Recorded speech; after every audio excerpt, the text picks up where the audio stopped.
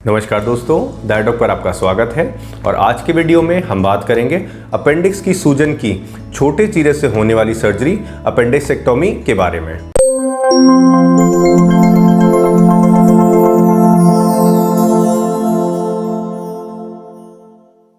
आज के वीडियो में हम अपेंडिक्स की सर्जरी को डिटेल में डिस्कस करेंगे और हम जानेंगे कि अपेंडिक्स क्या होती है, क्या इसका यूज़ होता है हमारे शरीर में, क्यों अपेंडिक्स की सूजन यानी अपेंडिसाइटिस एक इमरजेंसी है और अपेंडिसाइटिस के केस में अपेंडिक्स को हमारे शरीर से निकालना क्यों ज़रूरी हो जाता है। और हम जानेंगे छोटी चीज़ें से होने वाली अपेंडिक्स की सर्जरी जिसे लैप्रोस्कोपिक अपेंडिसेक्टोमी कहते हैं, ये कैसे करी जाती है। अपेंडिक्स की सर्जरी से पहले पेशेंट की क्या तैयारी करी जाती है, क्या पॉसिबल कॉम्प्लिकेशंस रिस्क होते हैं अपेंडिक्स की सर्जरी के, और हम बात करेंगे क्या लाइफ रहती है पेशेंट की सर्जरी के बाद, कितने टाइम में पेशेंट की फुल रिकवरी होती है, पेशेंट कितने टाइम में डिस्चार्ज होता है, और सर्जरी के बाद पेशेंट को क्या परहेज रखने हैं, किन बातों का ध्यान रखना है। ये सब बातें हम इस वीडियो में डिस्कस करेंगे। तो सबसे पहले बात करते हैं अपेंडिक्स क्या होती है।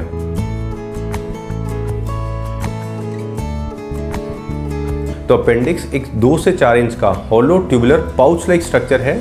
ये हमारी जो इंडेक्स फिंगर होती है लगभग इसकी साइज़ का होता है और ये हमारी जो बड़ी आंत होती है इससे जुड़ा हुआ होता है और ये हमारी नाभि के निचले साइड में राइट साइड में प्रेजेंट होता है। और अपेंडिक्स एक वेस्टिजियल ऑर्गन होता है, इसका हमारे शरीर में वैसे तो कोई रोल नहीं होता है और इसकी वजह से अगर अपेंडिक्स को सर्जरी के बाद हमारे शरीर से हटा दिया जाए तो हमारे शरीर को कोई नुकसान भी नहीं होता है। अब नेक्स्ट बात करते हैं अपेंडिक्स की सूजन जिसे मेडिकल भाषा में अपेंडिसाइटिस कहते हैं। ये क्यों एक मेडिकल इमरजेंसी है, एक खतरा है पेशेंट के लिए। अपेंडिक्स की सूजन एक खतरा, एक इमरजेंसी इसलिए है क्योंकि अपेंडिक्स एक बहुत छोटा सा ऑर्गन है और इसकी सूजन या इन्फेक्शन आने पर ये बहुत जल्दी फूल जाता है और फट जाता है। और अपेंडिक्स की फटने की वजह से हमारे पूरे पेट में, एब्डोमेन में इन्फेक्शन फैल जाता है, जिसकी वजह से जो हमारी एब्डोमेन की अंदर की लाइनिंग है जिसे पेरिटोनियम कहते हैं, इसमें सूजन आ जाती है और इस कंडीशन को पेरिटोनाइटिस कहते हैं। इसके अलावा जो इन्फेक्शन है ये हमारे ब्लड में भी फैल सकता है और इस कंडीशन को सेप्सिस कहते हैं। और पेरिटोनाइटिस और सेप्सिस दोनों ही गंभीर बीमारियां हैं और ये पेशेंट के लिए कई केसेस में जानलेवा भी हो सकती है और पेशेंट की मृत्यु भी हो सकती है। इसलिए अपेंडिक्स की सूजन यानी अपेंडिसाइटिस एक इमरजेंसी है और इसके इलाज के लिए अपेंडिक्स की सर्जरी यानी अपेंडिसेक्टोमी एक अच्छा सेफ ऑप्शन है। अब नेक्स्ट बात करते हैं अपेंडिक्स की सर्जरी में क्या पेशेंट को पेन यानी दर्द महसूस होता है। अपेंडिक्स की सर्जरी के दौरान पेशेंट जनरल एनेस्थीसिया के कारण सोया हुआ रहता है और इसलिए उस दौरान पेशेंट को कोई दर्द महसूस नहीं होता है।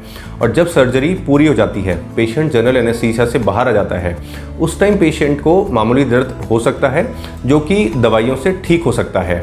अब नेक्स्ट बात करते हैं अपेंडिक्स की सर्जरी से पहले क्या तैयारी करी जाती है। तो जैसा कि मैंने अभी आपके साथ डिस्कस किया, अपेंडिसाइटिस यानी अपेंडिक्स की सूजन एक इमरजेंसी है, इसलिए ज़्यादातर केसेस में जो अपेंडिक्स की सर्जरी है ये बीमारी डायग्नोस होने के 24 घंटे के अंदर ही कर दी जाती है। और सर्जरी से पहले पेशेंट में एक आईवी लाइन ली जाती है, पेशेंट की नस में एक कैनुला फिट कर दिया जाता है जिससे पेशेंट में एंटीबायोटिक्स और फ्लूइड्स को दिया जाता है। और ये जो एंटीबायोटिक्स है ये पेशेंट में 1 से 7 दिन तक चल सकती है क्योंकि इन एंटीबायोटिक्स का जो रोल होता है ये पेशेंट में इन्फेक्शन और सूजन कम करने में रहता है। इसके अलावा डॉक्टर्स पेशेंट के कुछ ब्लड टेस्ट, कुछ इमेजिंग टेस्ट जैसे कि अल्ट्रासोनोग्राफी और सिटी स्कैन ये भी पेशेंट में करा सकते हैं। इसके अलावा पेशेंट का प्री एनेस्थेटिक चेकअप करा जाता है जिसे PAC भी कहते हैं और ये एनेस्थीसिया के डॉक्टर्स करते हैं। इसमें पेशेंट की सर्जरी के लिए जो फिटनेस है वो चेक करी जाती है, पेशेंट से उनकी मेडिकल हिस्ट्री पूछी जाती है, पेशेंट को कोई पुरानी बीमारियां हैं, पेशेंट की कोई दवाइयाँ चल रही है, क्या पेशेंट की कोई एलर्जी है, किसी दवाई से एलर्जी है, लेटेक्स से एलर्जी है, ये सब चीज़ें पेशेंट से पूछी जाती है। क्या पेशेंट अल्कोहल और स्मोकिंग करते हैं ये पेशेंट से पूछा जाता है। इसके अलावा पेशेंट को सर्जरी के 8 घंटे पहले मुंह से कुछ भी नहीं खाना होता है, ना कुछ खाना होता है ना कुछ पीना होता है। पेशेंट को कम्प्लीटली NBM रहना होता है, निल बाय माउथ रहना होता है। अब नेक्स्ट बात करते हैं लैप्रोस्कोपिक अपेंडिसेक्टोमी यानी छोटे चीरे से अपेंडिक्स की सर्जरी ये कैसे करी जाती है। लैप्रोस्कोपिक अपेंडिसेक्टोमी यानी कि छोटे चीरे से होने वाली अपेंडिक्स की सर्जरी, ये प्रेफर्ड सर्जिकल अप्रोच है पेशेंट के लिए अपेंडिक्स को हटाने के लिए, क्योंकि लैप्रोस्कोपिक अपेंडिसेक्टोमी के बाद पेशेंट की जो रिकवरी है वो जल्दी होती है, पेशेंट में अर्ली रिकवरी होती है। और लैप्रोस्कोपिक अपेंडिसेक्टोमी में पेशेंट के एब्डोमेन में, पेट में 3 से 4 छोटे चीरे लगाए जाते हैं, की होल इंसिजन लगाए जाते हैं, और ये जो इंसिजन है ये लगभग आधे इंच के होते हैं। अब इनमें से एक चीरे के थ्रू एक छोटी सी ट्यूब को हमारे एब्डोमेन में पुश करा जाता है, और इस ट्यूब के थ्रू जो कार्बन डाइऑक्साइड गैस है इसे हमारे एब्डोमेन में दिया जाता है, जिससे कि जो हमारा एब्डोमेन है, हमारा जो पेट है, इसे पूरा फुलाया जाता है, पेट को इन्फ्लेट करा जाता है, जिससे कि जो सर्जन्स हैं ये एब्डोमेन के इंटरनल स्ट्रक्चर्स को अच्छे से देख सकें और जो अपेंडिक्स है इसे आसानी से एक्सेस कर सकें। इसके बाद एक दूसरे चीरे के थ्रू लैप्रोस्कोप नाम का जो इंस्ट्रूमेंट है इसे हमारे एब्डोमेन में पुश करा जाता है। अब इस लैप्रोस्कोप में एक कैमरा होता है और लाइट होती है, और इस कैमरे के थ्रू डॉक्टर्स एक टीवी स्क्रीन पर जो हमारे एब्डोमेन का जो इंटरनल स्ट्रक्चर्स हैं इससे अच्छे से एक्सेस कर पाते हैं। इसके बाद जो बाकी जो इंसिजन्स हैं, बाकी जो की होल इंसिजन्स हैं, इनके थ्रू दूसरे इंस्ट्रूमेंट्स को हमारे एब्डोमेन में पुश करा जाता है, और इन सब इंस्ट्रूमेंट्स की हेल्प से जो डॉक्टर्स हैं, जो सर्जन्स हैं, ये अपेंडिक्स को हमारे इंटेस्टाइन से अलग करते हैं, सेपरेट करते हैं, और फिर बाद में काट के हमारे शरीर से निकाल लेते हैं। इसके बाद जो ये की होल इंसिजन्स हैं, जो ये छोटे चीरे लगाए गए हैं एब्डोमेन में, इन्हें टाँकों से सूचर्स के थ्रू बंद कर दिया जाता है। अब इसमें डॉक्टर्स या तो डिसॉल्वेबल सूचर्स भी यूज़ कर सकते हैं या नॉर्मल सूचर्स भी यूज़ कर सकते हैं। डिसॉल्वेबल जो सूचर्स हैं इनका फ़ायदा ये है कि अपने आप घुल जाते हैं। बाकी अगर डॉक्टर्स ने नॉर्मल सूचर्स लगाए हैं तो उन्हें लगभग 1 हफ्ते बाद डॉक्टर्स काट के निकाल लेते हैं। पर कई सिचुएशंस में पेशेंट को लैप्रोस्कोपिक अपेंडिसेक्टोमी की जगह ओपन अपेंडिसेक्टोमी की ज़रूरत पड़ जाती है, जिसमें कि एक बड़े चीरे के थ्रू अपेंडिक्स को हमारे शरीर से हटाया जाता है। और इन सिचुएशंस में आती हैं जैसे कि अगर पेशेंट की जो अपेंडिक्स है वो एब्डोमेन में फट गई है और पेशेंट के पेट में इन्फेक्शन ज़्यादा फैल गया है, इसके अलावा पेशेंट में अपेंडिसियल लंप बन गया है, अपेंडिक्स का मास बन गया है, या फिर पेशेंट की पहले कभी ओपन एब्डोमेन की सर्जरी हुई है। इन सब सिचुएशंस में पेशेंट को ओपन अपेंडिसेक्टोमी की ज़रूरत पड़ती है, जिसमें पेशेंट के पेट के निचले दाहिने भाग में एक बड़ा चीरा लगाया जाता है। इसके बाद जो एब्डोमेन की मसल्स हैं इन्हें सेपरेट करा जाता है और अपेंडिक्स तक पहुंचा जाता है। इसके बाद वहाँ पर पस और फ्लूइड को साफ़ करा जाता है। उसके बाद अपेंडिक्स को हटा दिया जाता है और बाद में सूचर्स लगा के एब्डोमेन को क्लोज कर दिया जाता है। अब नेक्स्ट बात करते हैं क्या रिस्क और कॉम्प्लिकेशंस होते हैं लैप्रोस्कोपिक अपेंडिसेक्टोमी सर्जरी के। तो वैसे तो लैप्रोस्कोपिक अपेंडिसेक्टोमी एक सेफ सर्जरी है। इसमें जो कॉम्प्लिकेशंस रहते हैं वो बहुत ही रेयर केस में होते हैं, बहुत ही कम केस में होते हैं, पर फिर भी हर सर्जरी की तरह इसमें भी कॉम्प्लिकेशंस की कुछ रिस्क रहती है। और इनमें आती है जैसे कि पेशेंट को ब्लीडिंग हो सकती है, खून का रिसाव हो सकता है, पेशेंट को इन्फेक्शन हो सकता है, पेट में पस का कलेक्शन हो सकता है। इसके अलावा पेशेंट का जो घाव है उसमें सूजन आ सकती है, उसमें इन्फेक्शन हो सकता है। इसके अलावा पेशेंट को हर्निया की रिस्क रह सकती है। इसके अलावा कई केसेस में पेशेंट की जो ब्लड वेसल्स हैं, जो खून की धमनियां हैं, या फिर जो पेशेंट की बाउल है जो आते हैं, उसमें पेशेंट को चोट पहुंच सकती है। तो ये कुछ रिस्क और कॉम्प्लिकेशंस होते हैं इस सर्जरी के, पर ये बहुत रेयर केसेस में होते हैं, बहुत कम केसेस में होते हैं। अब नेक्स्ट बात करते हैं पेशेंट सर्जरी के बाद कितने टाइम में अस्पताल से डिस्चार्ज होते हैं और फुल रिकवरी आने में पेशेंट को कितना टाइम लगता है।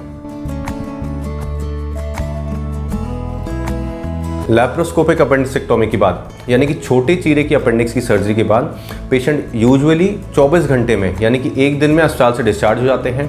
बाकी ओपन अपेंडिसेक्टोमी की बात यानी कि जो बड़ी चीरे की अपेंडिक्स की सर्जरी है, इसमें पेशेंट को 5 से 7 दिन का समय लगता है अस्पताल से डिस्चार्ज होने में। इसके अलावा पेशेंट को सर्जरी के बाद कुछ दिन तक पेट में दर्द रह सकता है। इसके अलावा लैप्रोस्कोपिक अपेंडिसेक्टोमी के बाद पेशेंट को शोल्डर में दर्द रह सकता है, पेशेंट को कॉन्स्टिपेशन यानी कब्ज रह सकता है।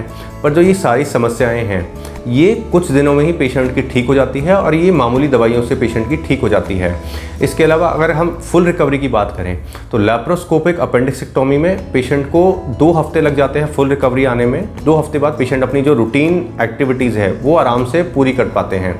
और बाकी अगर ओपन अपेंडिसेक्टोमी की बात करें तो इसमें फुल रिकवरी आते आते पेशेंट को लगभग 4 से 6 हफ्ते का समय लग जाता है। पर अगर पेशेंट में सर्जरी के बाद उल्टियाँ ज़्यादा बढ़ गई है, पेशेंट के पेट में दर्द बहुत ज़्यादा हो गया है, या फिर घाव में पस भर गया है, इन्फेक्शन हो गया है घाव के अंदर, तो पेशेंट को तुरंत अपने डॉक्टर से संपर्क करना चाहिए। अब लास्ट में बात करते हैं अपेंडिक्स की सर्जरी के बाद पेशेंट को क्या परहेज रखने हैं, पेशेंट क्या कर सकते हैं और क्या नहीं कर सकते हैं। सर्जरी के बाद पेशेंट अपने इंसिजन को क्लीन एंड ड्राई रखें, यानी कि साफ रखें और उसे सूखा रखें। इसके अलावा पेशेंट को सॉफ्ट डाइट लेनी है जब तक कि उनकी जो बाउल है, उनकी आते हैं, वो सॉलिड डाइट को टॉलरेट नहीं कर पा रही है। इसके अलावा पेशेंट अपनी जो फिजिकल एक्टिविटी है उसे लिमिटेड रखें। पेशेंट को कंप्लीट बेड रेस्ट पे नहीं जाना है, पर पेशेंट को जो अपनी फिजिकल एक्टिविटी है उसे लिमिटेड रखनी है। आप एक्सेसिव फिजिकल एक्टिविटी ना करें। अब क्या नहीं करना है इसके बारे में बात करें तो पेशेंट बिना डॉक्टरी सलाह के कोई भी दवाई ना लें। इसके अलावा जो पेशेंट के स्टिचेस हैं, जो टाके लगे हैं, उसको पेशेंट गीला ना करें। इसके अलावा जो आपका एब्डोमेन है, आपका पेट है, उसे स्ट्रेन ना करें। आप सीढ़ी उतरने चढ़ने से बचें। इसके अलावा आप कोई भी भारी सामान है उसको उठाने से बचें। इसके अलावा पेशेंट कंप्लीट बेड रेस्ट पे ना जाएं। थोड़ी बहुत फिजिकल एक्टिविटी करें, जैसे पेशेंट वॉक कर सकते हैं, और वॉक करने से पेशेंट की जो आंतों की चाल है वो अच्छी बनी रहेगी। इसके अलावा जो ब्लड क्लॉट की रिस्क है वो भी कम हो जाएगी। तो दोस्तों, ये थी जानकारी अपेंडिक्स की सर्जरी के बारे में।